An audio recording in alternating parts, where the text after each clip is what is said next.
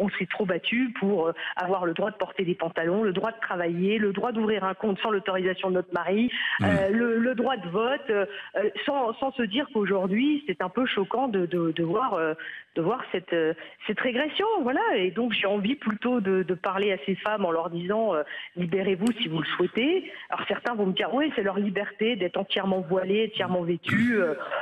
Ok, on peut me dire ça, mais pour moi, si vous voulez, aucune religion, aucune, je dis bien aucune, ne doit entraver la liberté et l'égalité entre les hommes et les femmes. L'égalité entre les hommes et les femmes, et notamment quand on vit en France. Voilà, c'est une réflexion que j'avais envie de porter. Alors je sais que tout d'un coup, le système médiatico-politique s'emballe. Oh là là. Non, là mais là. vous le saviez. Ne soyons pas dupes, Nadine Morano. En publiant ces deux photos côte à côte sur votre compte Facebook et le texte qui suivait, vous saviez que ça allait provoquer une réaction médiatique. Vous le saviez bien. Bon, que ça provoque une réaction médiatique d'analyse, ça me choque pas. Que ça provoque une réaction où tout d'un coup on entend le président de l'Observatoire de l'islamophobie. Moi je dis qu'on devrait créer aussi un observatoire du mépris de la culture française. Ça serait pas mal non plus. Parce qu'il y a un moment, vous savez... Là il y a un mépris, pour vous il y a un mépris de la culture française? Vous savez, moi, quand on est dans un pays où on a l'égalité entre les hommes et les femmes, vous savez, quand on a mené ce combat sur le port de la Bourka, je me rappelle, j'étais en déplacement dans une commune à côté de Lyon, et je discutais d'ailleurs avec le maire à cette occasion, et il me disait, si tu savais ce que je vois... bon, voilà, et on est dans des situations où on voit sur le territoire français des femmes qui sont soumises, qui ont des interdits.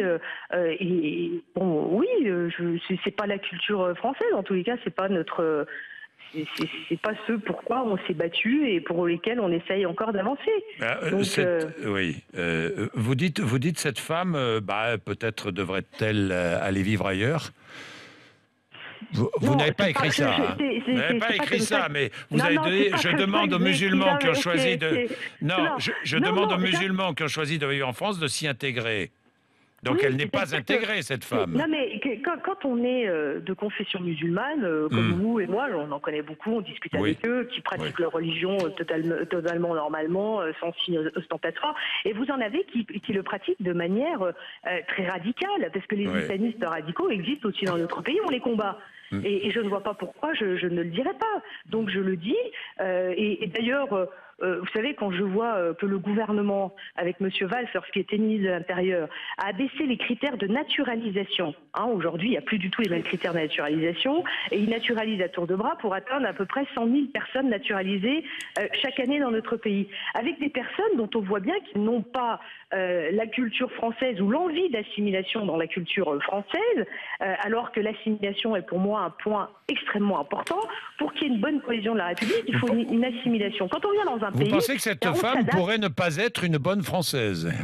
Mais vous voyez, n'allez pas chercher des procès où il n'y a pas de procès. Il n'y a pas de procès. Je dis simplement que vous pose la question. Lorsqu'il y a un état de soumission des femmes, pour moi, c'est pas la France.